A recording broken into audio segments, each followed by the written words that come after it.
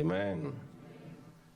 அற்புதமான பிள்ளைகள், அருமையான சபையில் உங்கள் அனைவரையும் அன்போடு இயேசு கிறிஸ்துவின் நாமத்தினாலே புத்தாண்டு வாழ்த்துக்களை தெரிவித்துக் கொள்கிறேன். ஆமென். எல்லாரும் நல்ல கைகளை தட்டி கர்த்தர் நல்லவர். ஆமென். உண்மையாகவே உங்கள் மத்தியில் இருக்கிறதுல பெரிய சந்தோஷம்.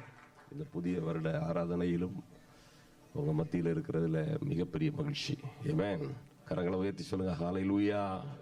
ஒரு அற்புதமான ஒரு ஆராதனை முடிச்சிருக்கிறோம். ஒரு நல்ல செர்மன் கேட்டிருக்கிறோம். உண்மையாகவே ஒரு அற்புதமான காரியம். நம்ம மனம் திரும்பி அவரை நோக்கி பார்க்கும் பொழுது நம்முடைய காரியங்களை எல்லாம் ஒரு திருத்தம், ஒரு மாற்றம் வரும் பொழுது பாருங்க, repentance is gateway of all the blessings. எப்போ நம்ம மனம் திரும்பி நம்ம மனஸ்தாபப்பட்டு தேவனை நோக்கி பார்க்கிறோமோ, வேதத்தில் எப்பெல்லாம் ஜனங்க அப்படி திரும்பி பார்க்கிறாங்களோ அப்பெல்லாம் பரலோகம் அவர்களுக்காக திறக்கப்பட்ட பெரிய வரலாறு இருக்குது. கர்த்தர் அப்படியே பெரிய காரியங்களை ஜனங்களுக்கு செய்திருக்கிறார். ஆச்சரியமும் அதிசயமான காரியங்கள் நடந்திருக்குது. நல்லா கவனிங்க. இன்றைக்கு அதை தொடர்ந்து கர்த்தர் கொடுக்கிற அற்புதமான ஒரு வாக்குத்தத்தம் இருக்கிறது. அதை வாசிப்போம். ஏசாயா 48 அற்புதமான காரியம் இது. அருமையான தேவ பிள்ளைகளை பாருங்க, இஸ்ரவேலின் பரிசுத்தராய் இருக்கிற ஒரு மீட்பரான கர்த்தர் சொல்லுகிறதாவது, பிரயோஜனமாய் இருக்கிறதை உனக்கு போதித்து நீ நடக்க வேண்டிய வழியிலே உன்னை நடத்துகிற உன் தேவனாகிய கர்த்தர் நானே. என்ன ஒரு அற்புதமான காரியம் இதில் இருக்கு தெரியுமா? பிரயோஜனமாய் இருக்கிறதை உனக்கு போதித்து. ஆண்டவர் ரொம்ப முக்கியமா ஜனங்களுக்கு செய்ய விரும்புகிற ஒரு அற்புதமான காரியம் இருக்குதுன்னா, பிரயோஜனமாய் இருக்கிறதை உனக்கு போதித்து நீ நடக்க வேண்டிய வழியிலே உன்னை நடத்த வேண்டும். நம்மை அப்படியாய் நடத்தும் பொழுது அந்த மகிமையான ஆசீர்வாதங்களை கர்த்தர் நமக்கு வைத்திருக்கிற மகிமையும் மகத்துவமான காரியங்களை, ஆசீர்வாதங்களை நம்ம பெற்றுக்கொள்றதற்கு அப்படியாய் கர்த்தர் நம்மை நடத்த வேண்டும். உண்மையாகவே பாருங்க, அடுத்த வசனம் சொல்லப்பட்டிருக்கிறது. கர்த்தரே சொல்கிறார், அப்படின்னு ஒரு எழுத்து இருக்கு பாருங்க. என் கற்பனைகளை கவனித்தாயானால் நலமாயிருக்கும். என் கற்பனைகளை, என் வழிகளை எனக்கு செவி சாய்த்தாயானால் நலமாயிருக்கும். அப்பொழுது உன் சமாதானம் எப்படி இருக்குமா? நதியை போலும். உன் சமாதானம் நதியை போலும். என்ன? உன் நீதி சமுத்திரத்தின் அலைகளை போலவும் இருக்கும். அருமையான தேவ பிள்ளைகளே பாருங்க, கர்த்தரை நடத்த அவருக்கு கையில நம்மை ஒப்பு கொடுத்து கர்த்தர் நம்மை நடத்தும் வண்ணமாய் நம்ம சரண்டர் பண்ணும் பொழுது, அப்படி ஒரு மனஸ்தாபத்தோடு அவர் பக்கமாய் திரும்பி அவர் கொடுக்கிற நல்ல வார்த்தைகளை கேட்டு பிரயோஜனமானவைகளை அறிந்து கொண்டு நடக்க வேண்டிய வழியில நடந்தோம்னா என்ன நடக்கும்? உங்க சமாதானம் நதியை போல் இருக்கும். உங்க குடும்ப சமாதானம், உங்க வாழ்க்கை, உங்க சரித்திரம் எல்லாம், உங்க பிள்ளைகளுடைய வாழ்க்கை எல்லாம் அது ஒரு நதி. நல்லா யோசித்து பாருங்க. குடும்பத்துல, நம்முடைய ஜீவிதத்துல சமாதானம் ஒரு நதியை போல் இருக்குமா? நம்முடைய சமாதானம் எவ்வளவு பெரிதான ஒரு பெரிய வாக்குத்தத்தம் பாருங்க. நதியை போல் இருக்குமா? நம்முடைய நீதி பாருங்க சமுத்திரத்தின் அலைகளை போல. உங்களை பற்றி சொல்லப்படும், உங்க உயர்வை பற்றி சொல்லப்படும், உங்களுடைய மேன்மையை கர்த்தர் இந்த வருஷத்துல என்ன செய்தார் அல்லது உங்களுக்கு என்ன செய்து கொண்டிருக்கிறார், உங்க பிள்ளைகள் எல்லாம் எப்படி இருக்கிறாங்க, உங்க குடும்பம் எப்படி இருக்குது, உங்க ஆரோக்கியம் எப்படி இருக்குது, நீங்க எப்படியாய் உயர வளர்ந்து பெருகி கொண்டிருக்கிறீர்கள். உங்க நீதி சமுத்திரத்தின் அலை போல. யாரும் தடுக்க முடியாது, யாரும் அணை கட்ட முடியாது. உங்களை பற்றின சாட்சி அவ்வளவு அற்புதமாய் இருக்கும் என்று கர்த்தர் சொல்லுகிறார். அருமையான தேவ பிள்ளைகளே, கர்த்தர் யாரை நோக்கி பார்க்கிறாரா? அவர் எனக்கு போதிக்க மாட்டாரா? அவருக்கு எனக்கு சொல்ல மாட்டாரா? அவர் என்னோட பேச மாட்டாருன்னு அவருடைய வார்த்தைக்கு நடுங்குகிறவர்களையே கர்த்தர் நோக்கி பார்ப்பாராம். யார் அவர் நோக்கி பார்ப்பார்? கர்த்தருடைய வார்த்தைக்கு நடுங்குகிறவர்கள். சொல்லுங்க, வாயை திறந்து, நடுங்குகிறவர்கள். அவருடைய வார்த்தைக்கு நடுங்குகிறவர்கள். ஐயா, அவரால் போதிக்கப்படுகிற மனுஷன் பாக்கியவான். அருமையான தேவ பிள்ளைகளே, அவர் உங்களுக்கு வழியை காட்டிட்டாருன்னா, இதுதான் நீ நடக்க வேண்டிய வழி, இப்படித்தான் நடக்கணும். பாருங்க, நல்ல ஒரு அற்புதமான காரியம் இருக்குது. கர்த்தர்ட்ட இருக்கக்கூடிய எல்லா ஆசீர்வாதங்களையும், ஒரு அற்புதமான பிரேக் த்ரூவை, ஒரு வெற்றி திருப்பு முனைய, ஒரு மகிமையான ஆசீர்வாதங்களை பெற்றுக் கொள்வதற்கு நிச்சயமாகவே அதுக்கு ஒரு வழிமுறை இருக்கிறது. ஒன்றுமே வழிமுறை இல்லாதது இல்லை. பாருங்க, அன்லாக்கிங் கோட் இருக்கு எல்லாத்துக்குமே. பாருங்க, பாருங்க, நம்ம கையில தான் செல் வச்சிருக்கிறோம். ஒருவேளை ஒரு மனுஷன் கையில ஒரு தகப்பன் செல் கொடுத்துடலாம், கொடுத்துட்டு நீ என்ன வேணாலும் இதுல என்ன பண்ணிக்கிடலாம், பணம் எடுத்துக்கிடலாம், இதுல எங்க போகணுமோ நீ இதை என்ன செய்யலாம், போய்கிடலாம், அதுல என்ன இருக்குது, உங்களுக்கு டைரக்ஷன் காட்டுற ஜிபிஎஸ் இருக்குது, அப்புறம் உனக்கு எல்லாம் இருக்குன்னு சொல்லி இவன் எல்லாம் மறந்துட்டான், பாஸ்கோட மறந்துட்டானுவீங்க, உள்ளேயே போக முடியாது. பாஸ்கோட மறந்துட்டான்னா செல்லை யூஸ் பண்ணவே முடியாது. இன்னும் அவன் பணம் எடுக்கிற பாஸ்கோட மறந்துட்டான்னா இன்னும் பணமே எடுக்க முடியாது. அது தெரியாமலே அவன் என்ன செய்யலாம், அதை வச்சுக்கிட்டே இருக்கலாம். இங்க பாருங்க, பிரயோஜனமானவைகளை போதித்து, ஐயா நம்ம நடக்க வேண்டிய வழியை அவர் காட்டும் பொழுது நம்முடைய வெற்றி எங்க இருக்குது, நம்முடைய திருப்பு முனை எங்க இருக்குது, நம்முடைய மேன்மை எங்க இருந்து வரும், எல்லாத்துக்கும் ஒரு வழிமுறை இருக்கிறது. கர்த்தர்ட்ட பாருங்க, அந்தகாரத்தில் இருக்கிற பொக்கிஷங்கள் இருக்குது. இந்த வருஷத்துல நீங்க நம்பணும், கர்த்தர் என்ன நினைச்சுவாரு, மகிமையா எத்தனை பேர் நம்புறீங்க, உயர்வும் உன்னதமாய் ஆசீர்வதிப்பார். கரங்களை உயர்த்தி சொல்லுங்க, உங்களை எப்படி ஆசீர்வதிப்பார்? ஓ, பரலோக ராஜ்யத்தின் திறவுகோல்களை உங்களுக்கு கொடுப்பார், மாற்றமே இல்லை. ஐயா நீங்க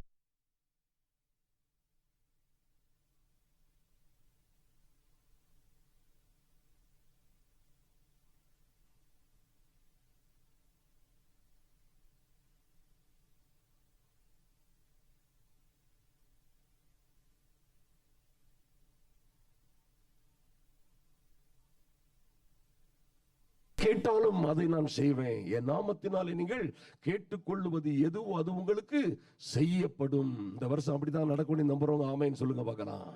ஆமென். உங்களுக்கு செய்ய போகிற காரியங்கள், கர்த்தருக்கு தேவையானது ஒரே ஒரு காரியம்தான், அவருடைய வசனத்துக்கு நடுங்கிற, அவரால் போதிக்கப்படுகிற, அவருக்கு கீழ்ப்படிந்து நடக்கிற பிள்ளைகளுக்கு அவர் செய்கிற காரியம் நிச்சயமாய் பயங்கரமாய் இருக்கும். ஆமென். கர்த்தருக்கு பயந்தவர்களிடத்தில் என்ன இருக்குதான், அவருடைய ரகசியம் இருக்கிறது. இந்த தேவனுடைய ராஜ்யத்தில் அருமையான தேவ பிள்ளைகளை எப்படி இந்த கிருபைகளை பெற்றுக் கொள்வது?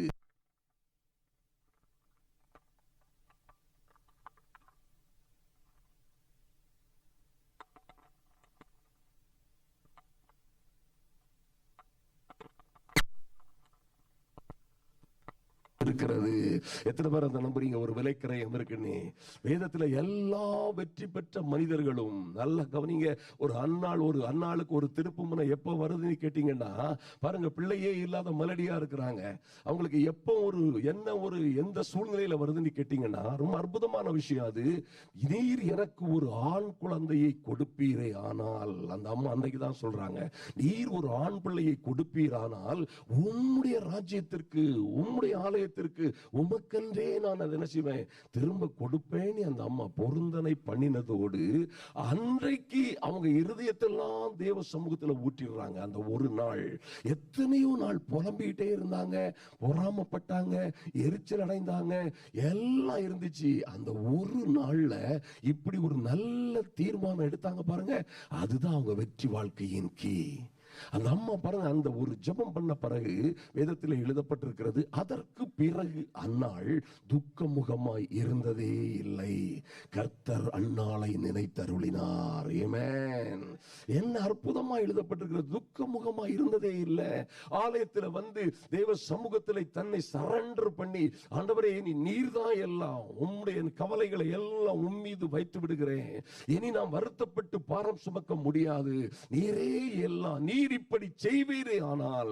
பாருங்க, யாக்கோபு சொல்றான், நீர் செய்கிற என்னை ஆசீர்வதித்தால், யாக்கோபு ஒரு சின்ன கீ போடுறாரு, என்ன கீ தெரியுமில்ல, நீர் என்னை ஆசீர்வதிக்க கொடுக்கிறதை எல்லாம் உனக்கு தசம பாகம் செலுத்துவேன். அவர் சொல்றது பாத்தீங்கன்னா கரெக்டா, அநேகர் அதை வாசித்திருப்பீங்க. அதுதான் அங்க கீ. அருமையான தேவ பிள்ளைகளை, இவன் இந்த அம்மா பாருங்க, அப்படியே நான் கொடுத்ததை உமக்கு கொடுத்துருவேன் அப்படின்னு நீ சொன்ன அந்த மட்டத்துல அவங்களுக்கு அந்த ஒரு பிள்ளை இல்ல, அந்த கொடுத்தது அந்த ஒரு பிள்ளையும் உலகத்தை கலக்கிற ஒரு பெரிய தீர்க்கதரிசியா இருந்தான். எல்லாம் நல்ல கைகளை தட்டி மைட்டி காட். எந்த இடத்துல ஒரு திருப்புமுனை வருது பாருங்க, எந்த இடத்துல ஒரு மாற்றம் வருது பாருங்க, அருமையான தேவ பிள்ளைகளை.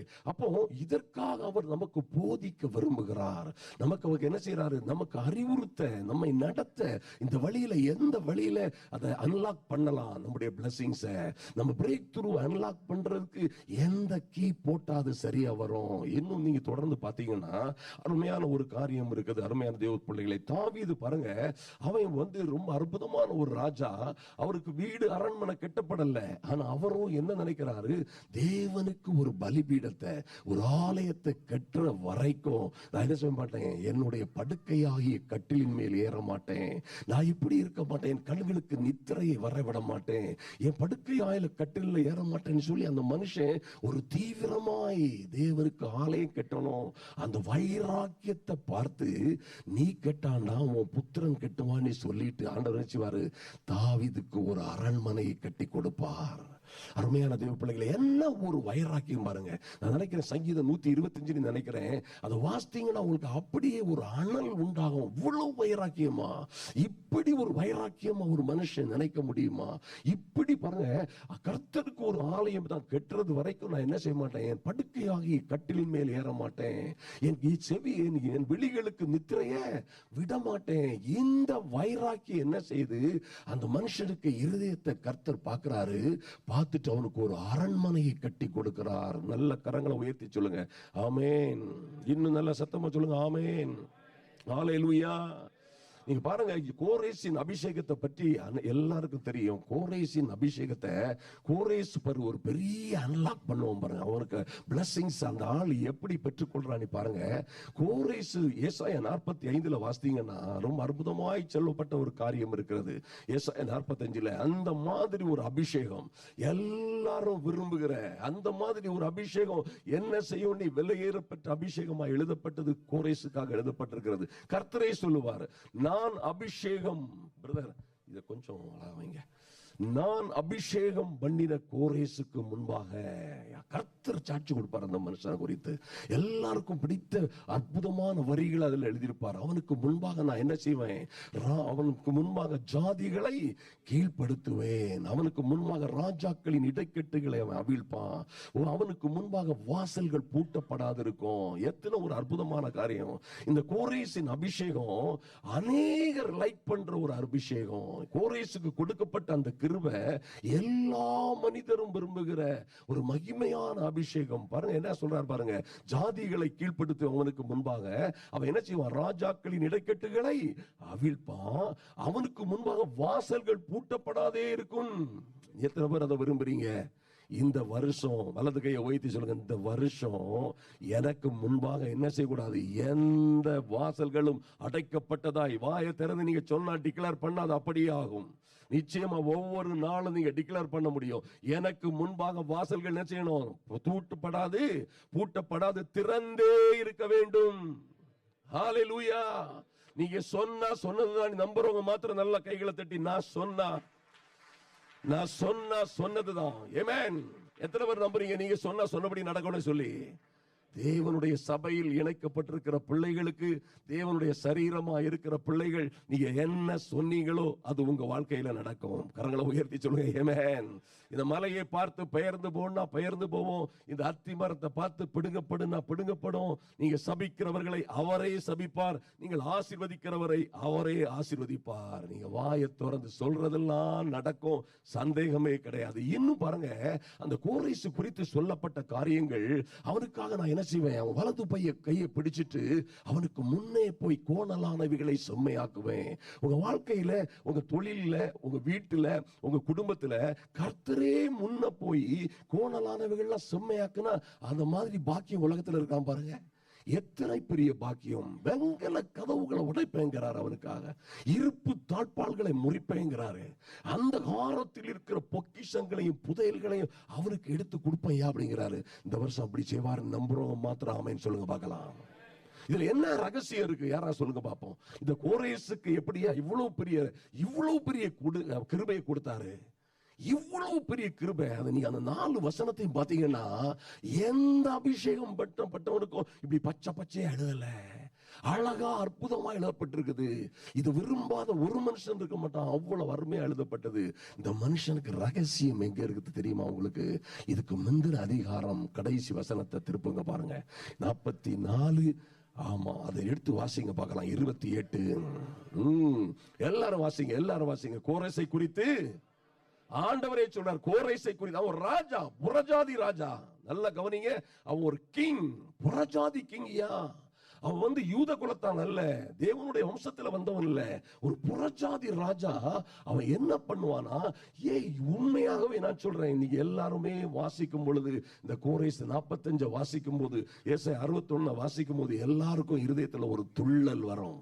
எனக்காக என்ன செய்யணும், ஆண்டவர் வெங்கல கதவுகளை உடைக்கணும், இருப்பு தாழ்பாள்களை முறிக்கணும். எனக்கு அந்தகாரத்தில் இருக்கிற பொக்கிஷங்கள், நாட் ஒன்லி மணி, மணி தன்னாலே வரும். முதல்ல அறிவாகிய பொக்கிஷம். ஐயா, அந்த அற்புதமான அபிஷேகம், இன்னும் பாருங்க, நீங்க ஞானம், புத்தி எல்லாம் பொக்கிஷம் தான். இன்னும் வேதத்தில் இருக்கிற வெளிப்பாடுகள், ஓ மைட்டி காட், நீங்க பேசும் போதெல்லாம் அது ஆச்சரியமா இருக்கும். நீங்க பேசும் போதெல்லாம் புதிய வெளிப்பாடுகள் வரும், புதிய ரசம் வந்துகிட்டே, புதிய எண்ணெய் வந்துகிட்டே இருக்கும். எங்க இருந்து? அந்த காலத்தில் ஒருவனும் அறிந்து கொள்ளாத, ஒருவனும் அறிந்து கொள்ள முடியாத, ஒருவனாலும் புரிந்து கொள்ள. புக்கு தான் இவ்வளவு சின்னதுயா, புக்கு தான் இவ்வளவு சின்னது. நல்ல கவனி, உங்களுக்கு எக்ஸாம்பிள் சொல்றேன். நம்ம இருக்க சின்ன திருக்குறளையே என்ன சொல்லுவாங்க, ஓ கடுகை துளைத்து கடலை புகட்டி அப்படிப்பட்டு இப்படிப்பட்டு, இந்த சின்ன புக்குக்குள்ள அவ்வளவு இருக்கும்பா. ஆனா இது அப்படி கிடையாது, அதை விட லட்சம் கோடி மடங்கு அற்புதம். நீங்க தோண்ட தோண்ட புதையல் மாதிரி வந்துகிட்டே இருக்கும். அது அற்புதமாய் ஒவ்வொரு நாளும் உங்கள்கிட்ட பேசியாச்சா கதை முடிஞ்சு. சொல்றாங்க ஆமேன்னு சொல்லுங்க பார்க்கலாம். கர்த்தர் அந்த வெளிப்பாட கொடுத்துட்டாரா, அந்த கீயை கொடுத்துட்டாரா, அது உங்க வாழ்க்கையில நடக்கும். ஏமேன். என்ன சொல்றாரு பாருங்க, 44 அந்த கடைசி வசனத்துல, முந்தின அதிகாரத்துல அநேகர் இதை ஐடென்டிஃபை பண்ண முடியாது. என்ன சொல்லியிருக்கிறாரு கோரேசை குறித்து, அவன் என் மேய்ப்பன். என்ன பாருங்க, ஒரு ராஜாவை பற்றி. அருமையான தேவ பிள்ளைகளை, நமக்கும் அந்த தாவீதுக்கும், நமக்கும் இந்த கோரேசுக்கும், நமக்கும் இந்த தேவ மனிதர்களுக்கும் இந்த மோசேக்கும் உள்ள வித்தியாசம் அதுதான். நீ எத்தனை பேர் மேய்ப்பனா இருக்கிறீங்க? அவர் மன்னனா இருந்து மேய்ப்பனா இருந்திருக்கான். ஐயா, ராஜாவா இருந்து பாருங்க, ராஜாவா இருந்த பிறகும் தாவீது ஜனங்களை மேய்க்கிற ஒரு மேய்ப்பனை போல இருந்திருக்கிறான். இங்க கோரேச பாருங்க, ஒரு புறஜாதி ராஜா சார், அவன் சீக்கிரட்டை கண்டுபிடிச்சிட்டான். அவன் ஒரு மேய்ப்பனை போல இருந்திருக்கிறான். அவன் என் மேய்ப்பன் சொல்ல முடியுமா பாருங்க? நம்மளை குறித்து சொல்லுவாரா? அவன் என் மேய்ப்பன், என் காடுகளை தேடுறவன், எனக்காக போகிறவன், எனக்காக என்ன செய்யறவன், எனக்காக பேசுகிறவன். என்ன சொல்றாரு பாருங்க, அவன் என் மேய்ப்பன், அவன் எருசலேமை நோக்கி கட்டப்படு என்றும் தேவாலயத்தை நோக்கி என்ன செய்வானா, நீ அஸ்திபாரப்படு என்றும் சொல்லி எனக்கு பிரியமானதை எல்லாம் செய்வான். எத்தனை பேருக்கு சந்தோஷமா இருக்குது? எத்தனை பேர் கர்த்தருக்கு பிரியமானதெல்லாம் செய்ய இன்றைக்கு முடிவு எடுக்கிறீங்க? சத்தம் வரலையே. எத்தனை பேர் கர்த்தருக்கு பிரியமானதெல்லாம் செய்ய விருப்பமா இருக்கிறீங்க, தீவிரமா இருக்கிறீங்க?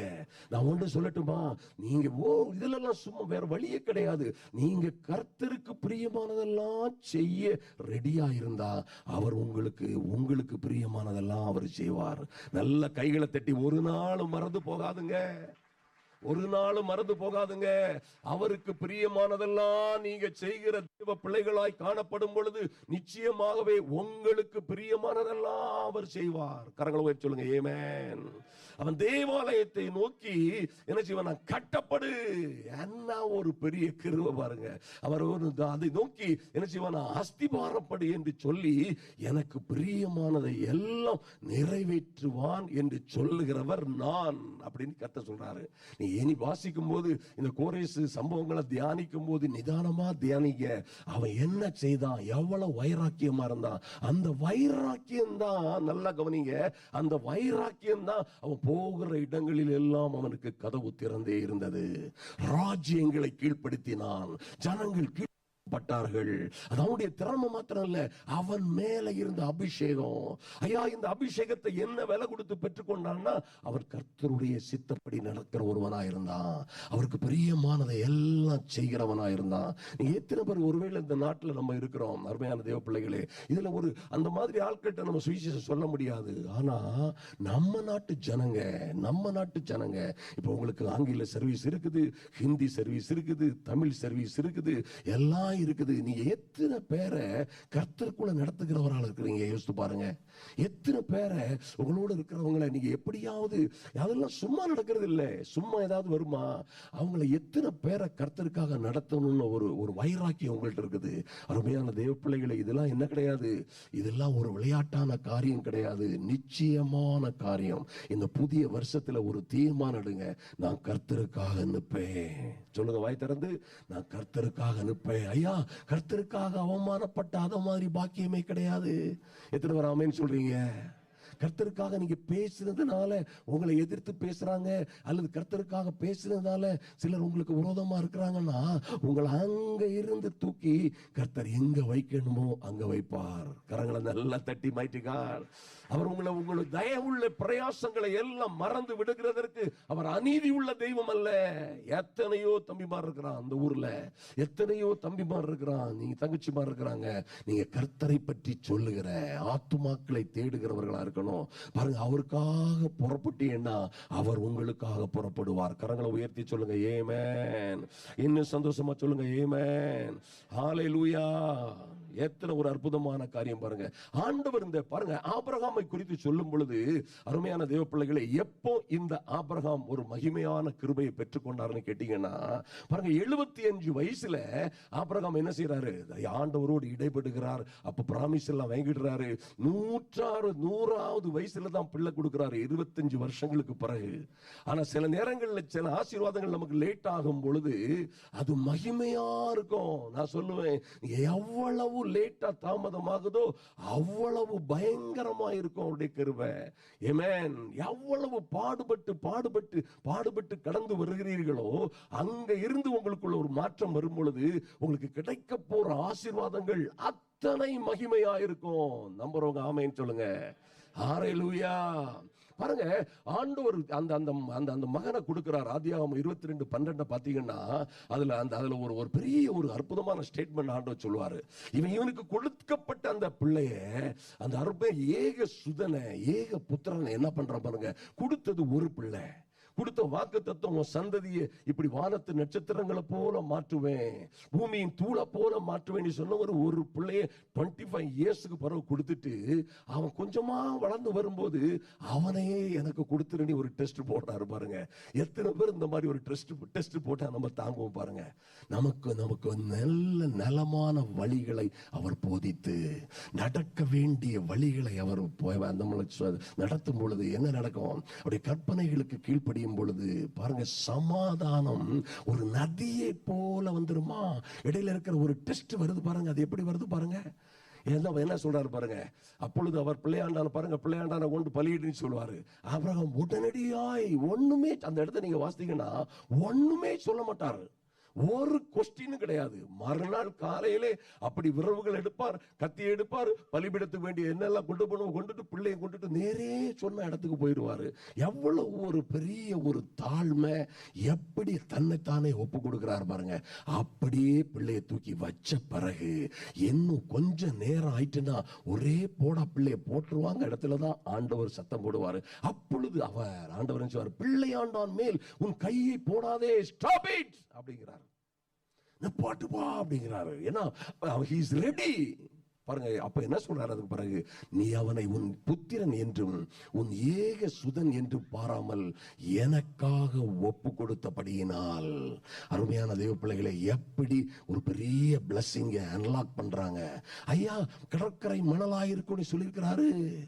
உன் சந்ததி இந்த பூமியின் தூளை போல இருக்கும்னு சொல்லிட்டாரு. ஆனா இடையில வர்ற டெஸ்ட பாருங்க.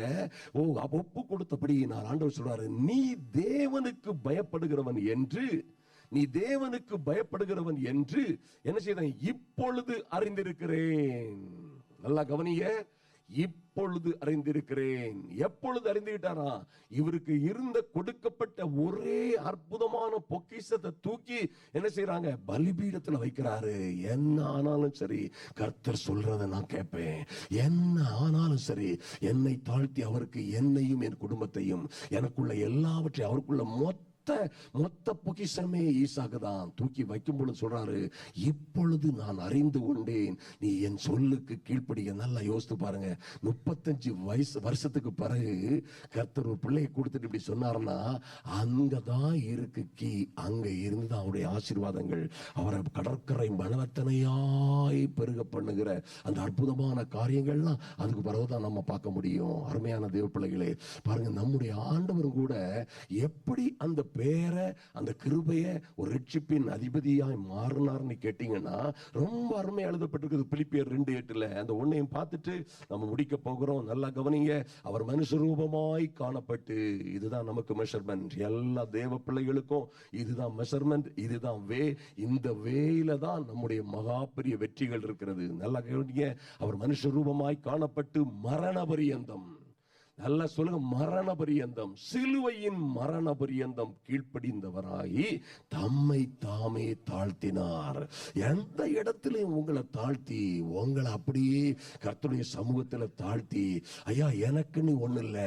பாருங்க, இதெல்லாம் வந்து ஹீலிங் மினிஸ்ட்ரி ஸ்டார்ட் பண்ணும் பொழுது இப்படி சொன்னா நடக்கலன்னா எவ்வளவு பெரிய அநியாயம், எவ்வளவு பெரிய அவமானம் அப்படின்னு நான் ஸ்டார்ட் பண்ணேன். ஸ்டார்ட் பண்ண காலத்துல அப்படியே கர்த்தர் சொன்னார், உனக்கு பெரிய அவமானமோ, நீ ரொம்ப என் பேரை சொன்னா எனக்கு அவமானமா, உனக்கு அவமானமாடா, உனக்கு என்னடா அவமானம் அப்படின்னு சொல்லி, எப்போ அவமானமாவது என்னவாது, நான் தைரியமா என்ன செய்வேன், விசுவாசத்தை அறிக்கை பண்ணுவேன், தைரியமா போல்டா நிற்பேன், கவலைப்படவே மாட்டேன். அவமானப்பட்டாலும் பரவாயில்ல, கர்த்தருடைய நாம மகிமைப்படும் நீ சொல்லி, அந்த ஆரம்ப கட்டங்கள்ல அந்த மாதிரி ஒரு தைரியம், என்ன வந்தாலும் சரி இது நடக்கும்னு நான் சொல்லுவேன் அப்படின்னு சொல்லி அந்த தீவிரத்துக்குள்ள வரும்போது, அருமையான தேவ பிள்ளைகளை பாருங்க, ஆண்டவர் எப்படி அவர் கீழ்ப்படுறார் பாருங்க. மரண பரியந்தம் கேவலப்பட்டவராய், அடிக்கப்பட்டவராய், நொறுக்கப்பட்டவராய், அவமானப்பட்டவராய், ஐயா கோதுமை மணியானது நிலத்திலே விழுந்து சாகாவிட்டால், கிறிஸ்துவ வாழ்க்கையில் அப்படி ஒரு பிரேக் த்ரூ, அப்படி ஒரு மேன்மையை பெற்றுக்கொள்ளும்படியாய் நீ என்ன செய்யணும், உங்களையே தாழ்த்தி, என்ன வார்த்தை சொல்லுகிறதோ, அவர் நமக்கு என்ன சொல்லுகிறாரோ, என்ன தேவ வசனங்கள் சபையிலிருந்து கடந்து வருகிறதோ, என்னங்க தீர்மானம் எடுக்கப்படுகிறதோ, கர்த்தர் பேசுகிற அந்த நலமான எல்லாவற்றையும், அவர் போதிக்கிற எல்லாவற்றையும் நம்ம என்ன செய்யணும், சிலுவையின் மரண பரியந்தம், மரண பரியந்தம் இல்ல, சிலுவையின் மரண பரியந்தம் அவர் கீழ்ப்படிந்தவராகி என்ன செய்தாரா, தம்மை தாமே தாழ்த்தினார். ஆமென். ஆதலினால் என்ன நடந்தவருக்கு பாருங்க, ஆதலால் தேவன் எல்லாவற்றிற்கும் மேலாக அவரை உயர்த்தினார். ஆமென். சத்தமா சொல்லுங்க, ஆமென். ஆதலால் அவர் மனுஷகுமாரனாய் இருந்ததனால அல்ல, அவர் பரலோகத்திலிருந்து வந்தவர் நீ சொன்னதுனால அல்ல, அவர்தான் மெஷையா இருக்கிறதுனால அப்படி பவித்தனார் எழுதல, அவர் மரண பரியந்தம், அதுதான் அதுக்கு கீ, அதுதான் அதுக்கு கீ. பாருங்க, அவர் அப்படியே தகப்பன் சொல்ற வார்த்தையை அப்படியே கேட்டு அவருடைய சித்தத்தின்படி அப்படியே நடந்து தம்மை தாழ்த்தினபடியினாலே வேதம் சொல்லுகிறது, ஆதலால். ரொம்ப பிடித்தமான இடம் இது, ஏன்னா பச்சையா பிராங்கா எழுதி வச்சிருக்கிறது. ஆதலால் தேவன் எல்லாவற்றுக்கும் மேலாக அவரை உயர்த்தி, இயேசுவின் நாமத்தில் வானோர் பூதலத்தோர் பூமியின் கீழானோர் எல்லாருடைய முழங்கால்களும் முடங்கும்படிக்கு எல்லா நாமத்திற்கும் மேலான நாமத்தை அவருக்கு கொடுத்தார். நல்ல கைகளை தட்டி எத்தனை பேருக்கு இந்த மைட்டி காட், பிரயோஜனமான எல்லாவற்றையும் அவர் உங்களுக்கு போதிக்கிறவர். ஆமென். நல்ல ஒரு காரியம், நம்ம நடக்க வேண்டிய வழியை கர்த்தர் நமக்கு நம்மளுக்கு போதிக்கிறவர், நடக்க வேண்டிய வழியிலே நடத்துகிறவர். இந்த வருஷம் நீங்க உங்களை ஒப்பு கொடுத்து கர்த்தருடைய வார்த்தை என்ன சொல்லுதோ நான் உங்களுக்கு சொல்ல முடியும், உண்மையா சொல்ல முடியும். ஐயா உங்களுக்கு என்ன பிரச்சனை வரலாம், உங்க குடும்பத்தில் பிரச்சனை வரலாம், உங்க வீட்டில் பிரச்சனை வரலாம், எல்லா பிரச்சனையிலையும் எந்த காரியத்திலையும் கர்த்தருடைய வசனம் என்ன சொல்லுது. ஒருவேளை உங்களுக்கு பிரதர்ஸ்ட ஏதாவது ப்ராப்ளம், அல்லது உங்க சகோதரிகள்கிட்ட ஏதாவது ப்ராப்ளம், அல்லது கூட இருக்கவங்ககிட்ட ஏதாவது ப்ராப்ளம், இந்த ப்ராப்ளத்தை எப்படி சால்வ் பண்றது, இப்படி போகுது, இது என்ன செய்யறது, எல்லாவற்றையும் இரவும் பகலும் வேதத்திலே தியானமாயிருக்கிற மனுஷன். அது என்னையா தியானமா இருக்கிறவன் மனப்பாடம் பண்ணிட்டு இருக்கிறவனா இல்ல, தியானம் கவனமாய், சிந்தனையாய், கவனமாய், நான் இப்படி பேசக்கூடாது, நான் இப்படி நடக்கக்கூடாது, இப்படி குறை சொல்லக்கூடாது, என்னால இப்படி நடக்கக்கூடாது, நான் இப்படித்தான் செய்யணும், கவனமாய் இருக்கிற மனுஷன் பாக்கியவான். ஆமென். அவருடைய வார்த்தை அவர் உங்களுக்கு அறிவிச்சு உங்களுக்கு என்ன செய்வாரு, உங்களுக்கு போதித்து நடக்க வேண்டிய வழியை உங்களுக்கு காட்டும் பொழுது என்ன நடக்கும்? சமாதானம் ஒரு நதியை போல. ஆமென். யாரும் அசைக்க முடியாது, யாரும் பெருக்க முடியாது, யாரும் பிடுங்க முடியாது, எதுவும் ட்ரை பண்ண முடியாது. அதை உங்க சமாதானம், சந்தோஷம் செய்யும், ஒரு நதியை போல பெருக்கெடுத்து இருக்கும். ஆமென். உங்க நீதி, mighty God, நீங்க போவீங்க, நீங்க நடப்பீங்க, உங்களை பற்றி பேசப்படும், உங்களை பற்றி சொல்லப்படும். அந்த அளவுக்கு கர்த்தர் உங்களை உயர்த்த முடியும். உங்க நீதி கடல் அலைகளை போல அடித்து கொண்டே இருக்கும். நல்ல கைகளை தட்டி mighty God. ஆமென். கிருபையும் சத்தியமும் ஒன்றை ஒன்று சந்திக்கும், நீதியும் சமாதானமும் ஒன்றை ஒன்று முத்தம் செய்யும். அருமையான தேவ பிள்ளைகளே, 85:10 சங்கீதத்திலே சொல்லப்பட்டிருக்கிறது, ரொம்ப அற்புதமாய் சொல்லப்பட்டிருக்கிறது. கிருபையும் சத்தியமும் ஒன்றை ஒன்று சந்திக்கும். அவர் கற்றுக்க தருகிற சத்தியத்தின்படியே நீங்க நடந்தீங்கன்னா உங்களை கிருபை சந்திக்கும். எங்க இருக்கீங்களோ, எங்க வேலை பார்க்கிறீங்களோ, எந்த இன்டர்வியூல இருக்கிறீங்களோ, உங்களை என்ன செய்யும்? கிருபை சந்திக்கும். நீதியும் சமாதானமும் ஒன்றை ஒன்று முத்தம் செய்யும். அவருடைய நீதியின்படியே நடக்கிற பிள்ளைகளை அப்படியே சமாதானம் முத்தம் செய்யுமாயா? எத்தனை பெரிய பாக்கியம் பாருங்க. அப்ப கர்த்தருடைய நீதியின்படி, சத்தியத்தின்படி இந்த நாள் உங்களுக்கு கொடுத்த அற்புதமான இந்த வாக்குத்தத்தத்தின்படியே நீங்க இதை மறந்துடக்கூடாது. அவரால் போதிக்கப்பட்டு அவர் சொல்லி தருகிற எல்லா வசனங்களுக்கும் வார்த்தைகளுக்கும் கீழ்ப்படுகிற பிள்ளைகளாய் இரவும் பகலும் அதிலே தியானமாய் இருக்கிற மனுஷன். யோசுவாக்கு கூட சொல்றாரு, நீ இரவும் பகலும் தியானிக்க வேணும், இதுவும் வாயை விட்டு பிரியாது இருக்க கூடாது. இந்த வசனம், சத்திய வசனம் உன்னை போதிக்கிற, உன்னை நடக்க வேண்டிய வழியை சொல்லித்தரது உன் வாயை விட்டு பிரியக்கூடாது. என்ன பேசணுமோ அதைத்தான் பேசணும், கர்த்தருடைய வார்த்தையை பேசணும். நீ அப்படி பேசும் பொழுது அவருடைய வார்த்தை என்ன ஆபத்து வரட்டும், நீ அந்த வார்த்தையை பேசும் பொழுது என்ன நடக்கும் வேதத்தில் சொல்லப்பட்டிருக்கிறது. அருமையான தேவ பிள்ளைகளே, நீ உன் வழியை வாய்க்க பண்ணுவாய். எத்தனை பெரிய டாஸ்க் கொடுக்கப்பட்டது. மோசே செய்த காரியத்தை இப்ப யோசுவா செய்யணும், ஒரு இளைஞன் செய்யணும். அவருக்கு கர்த்தர் சொன்னது, நீ இரவும் பகலும் இதில் எழுதி இருக்கிறபடி எல்லாம் செய்ய கவனமாய் இருக்கும்படி இதை தியானிக்க வேண்டும். வாயை விட்டு இது பிரியக்கூடாது. அப்பொழுது நீ உன் வழியை வாய்க்க பண்ணுவாய். எல்லாரும் கரங்களை உயர்த்தி சொல்லுங்க, ஆமென், ஹல்லேலூயா. அப்படியே கண்களை மூடிக்கொள்ளுங்கள். அன்பின் பரலோக பிதாவே, உம்மை நன்றியோடு துதிக்கிறோம் சுவாமி. இந்த புதிய வருடத்திலும் எங்களை நீர் இப்படியாய் நடத்தி வருகிற நல்ல கிருபைக்காக நன்றி செலுத்துகிறோம். கர்த்தருடைய ஆவியானவர் தொடர்ந்து உம்முடைய பிள்ளைகளை நடத்துவீராக. இந்த நாட்டிலே அப்பா இருக்கிற ஒவ்வொரு பிள்ளைகளுக்கும் ஒரு ராஜரீக மேன்மையை கொடுக்கும்படியாய் நலமானவற்றை எல்லாவற்றையும் நீர் போதித்து பிள்ளைகள் நடக்க வேண்டிய வழியிலே நீர் நடத்துகிற நல்ல திருச்சபையிலே கொண்டு நீர் நாட்டினதற்காக நன்றி செலுத்துகிறோம் சுவாமி. ஐயா, ஒவ்வொரு பேரும் ஆபிரகாமை போல, கோரேசை போல, அன்னாளை போல, எங்கள் ஆண்டவரை போல நாங்களும் எங்களை முழுமையாய் அர்ப்பணித்து எங்களுக்கு வைத்திருக்கிற மகிமையான காரியங்களை பெற்றுக் கொள்ளும்படியாய், பெற்று அனுபவிக்கும்படியாய், இந்த வருடம் ஒரு மகிமையின் ஆண்டாய் மாறும்படியாய் ஒவ்வொரு பிள்ளைகளையும் பலப்படுத்துவீராக. எங்களை முழுமையாய் தாழ்த்துகிறோம் இயேசு கிறிஸ்துவின் நல்ல நாமத்தினாலே பிதாவே, ஆமென், ஹல்லேலூயா.